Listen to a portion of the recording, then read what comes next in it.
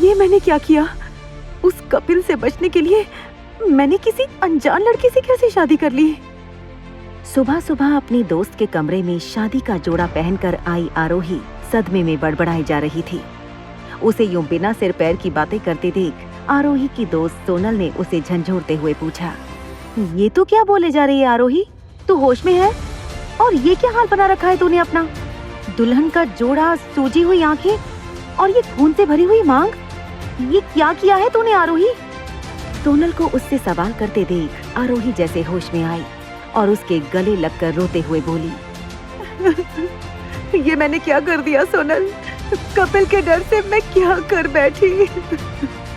आरोही सोनल के गले लगकर फूट फूट कर रोने लगी तो सोनल ने उसे आराम से बेड पर बैठाकर पानी पिलाते हुए कहा, पहले तो शांत हो जा आरोही और आराम से मुझे बता कि आखिर हुआ क्या है।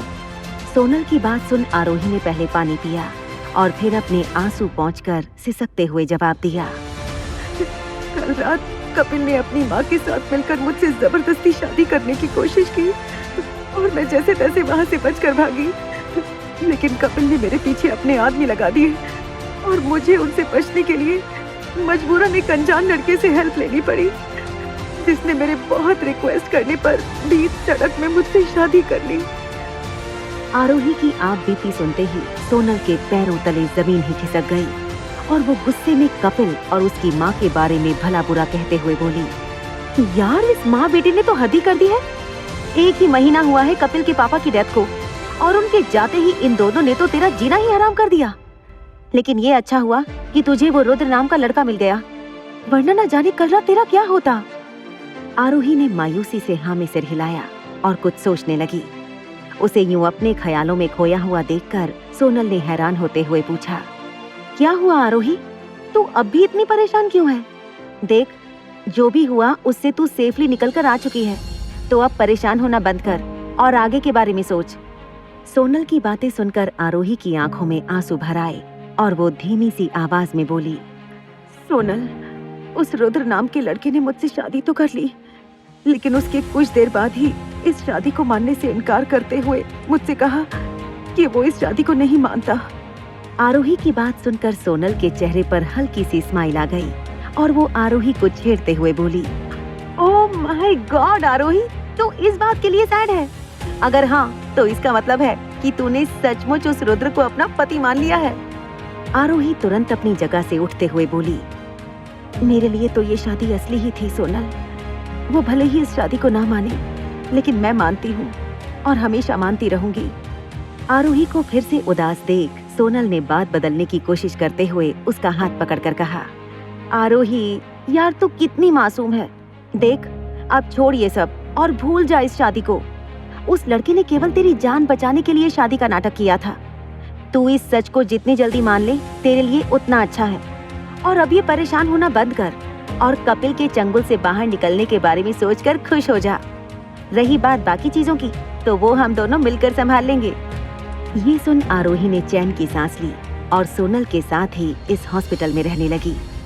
कुछ देर बाद एक तरफ आरोही अपनी दोस्त के साथ मिलकर कॉलेज के असाइनमेंट बनाने में बिजी हो गई, वहीं दूसरी तरफ एक आलीशान घर के बाथरूम में खड़ा हैंडसम सा लड़का आंखों में नफरत लिए खुद पर चिल्लाते हुए बोला, उस बेवकूफ लड़की की बातों में कैसे आ गया तो रुद्र प्रताप सिंह राणा? कैसे? क्यों की तूने उस लड़की से अजीबोगरीब शादी? और अगर की भी तो अब भूल क्यों नहीं जाता तू उसे? क्यों बार बार उस लड़की को याद करे जा रहा है? क्यों उसे अपने दिमाग से निकालकर दूर नहीं फेंक देता? काफी देर तक खुद में ही बड़बड़ाने के बाद रुद्र ने पानी से छप छप करते हुए अपना मुंह धोया और एक बार फिर से खुद को मिरर में देखते हुए बोला, बस अब बहुत हुआ। अब मुझे उन यादों से बाहर निकलना ही होगा। आज और अभी से मैं सड़क के बीचों बीच हुई उस शादी को हमेशा हमेशा के लिए भूल जाऊंगा और अब उस लड़की के बारे में भी कुछ नहीं सोचूंगा। आरोही के लिए अपने दिल में पनप रहे प्यार को इग्नोर करते हुए रुद्र खुद को समझा बुझाकर बाथरूम से बाहर निकला और अपने कमरे में आ गया। फिर अपने कपड़े बदलकर सीधा ब्रेकफास्ट करने के लिए डाइनिंग टेबल पर जा पहुंचा, जहां उसकी एंट्री होते ही रुद्र के पापा ने उससे सवाल करते हुए पूछा, कहाँ थे तुम कल पूरी रात?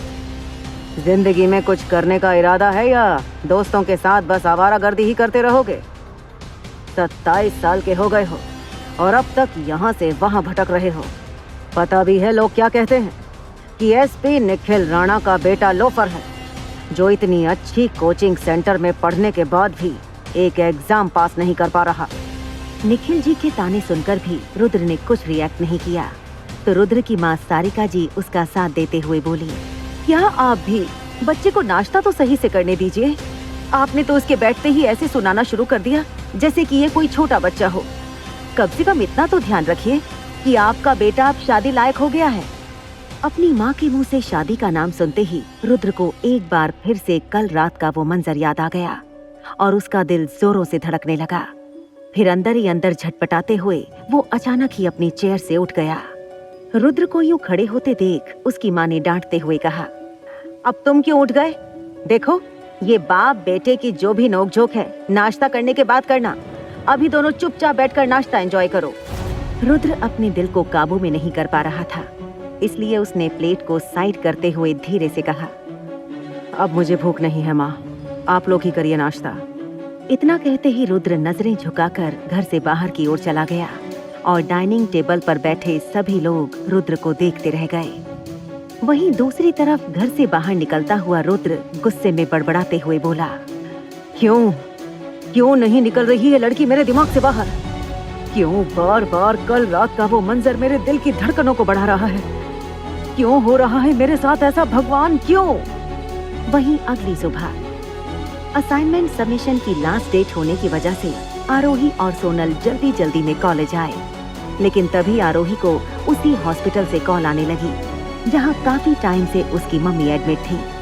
आरोही ने कॉल रिसीव की तो एक नर्स ने उसे वार्न करते हुए जल्द से जल्द अपनी माँ के पेंडिंग बिल जमा करने के लिए कहा और कॉल कट कर दी। ये सुनकर आरोही घबराते हुए खुद से बोली, अब मैं क्या करूं? कहां से लाऊं हॉस्पिटल का बिल जमा करने के पैसे? अब तक तो कपिल के पापा ही ये सब देख रहे थे, लेकिन अब तो मैं कपिल से भी मदद नहीं मांग सकती। अब मैं किससे पैसे मांगूं? कहां जाऊं? कैसे भरूं ये बिल? आरोही यही सब सोचने में बिजी थी कि तभी रुद्र तेजी से उसकी तरफ चलता हुआ आया और उसे देखकर गुस्से में चिल्लाते हुए बोला, लगता है तू ऐसे नहीं मानेगी, मैं अभी सबक सिखाता हूँ तुझे।